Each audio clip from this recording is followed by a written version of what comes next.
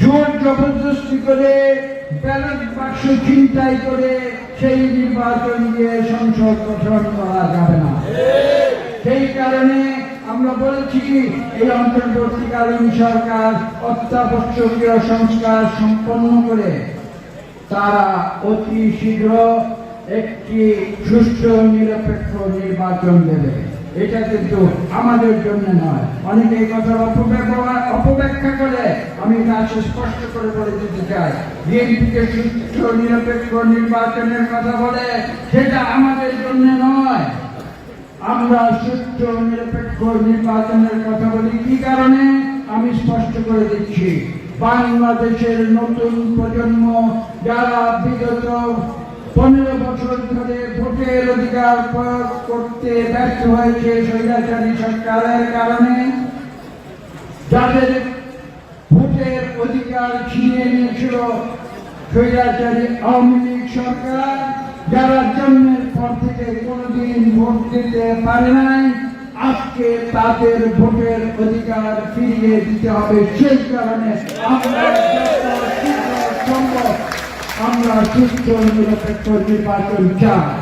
আমি 2018 দেখেছি, 2014 সালে দেখেছি এবং এমনকি 2008 সালে দেখেছি কিভাবে আমার নির্বাচনী এলাকার যারা সত্যিকার ভোটার ছিল, দামি ভোটার নয়, ভুয়া ভোটার নয়, সত্যিকার যারা ভোটার ছিল, তারা কিভাবে ভোট কেন্দ্র থেকে বিতাড়িত হয়েছিলেন, তাদেরকে সন্ত্রাসের মাধ্যমে, ভয়ভীতির মাধ্যমে ভোট কেন্দ্রে যেতে দেওয়া হয় না।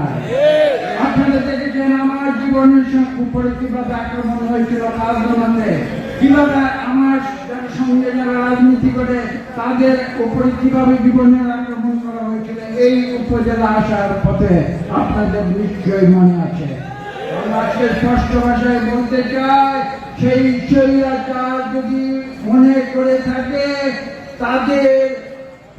তাদের যে প্রতিভূ, তাদের সেই প্রতিভূ যারা এখনো ফাঁক ফোকরে যারা লুকিয়ে আছে, তারা যদি মনে করে থাকে তারা আবার বাংলাদেশে এসে তাদের স্বৈরাচার আবার নতুন করে কায়েম করবে, তাহলে আমি স্পষ্ট ভাষায় বলে দিতে চাই, তারা প্রকাশ স্বর্গে বসবাস।